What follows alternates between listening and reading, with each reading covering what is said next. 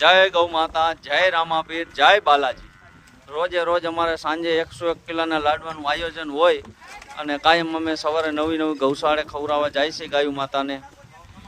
Like કરો, share કરો અને કોમેન્ટ કરો। અહીંથી 450 આસપાસ ગાયું હશે। વસુંધરા ગૌશાળા જોવો છો તમે।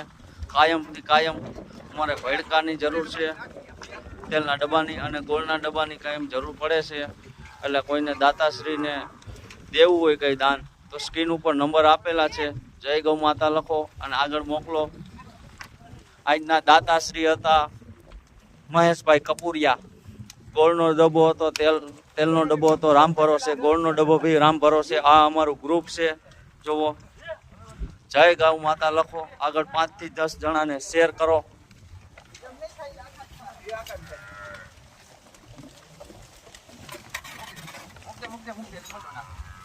બેડી ચોકડી થી અંદર આવ્યા વસુંધરા ગૌશાળા।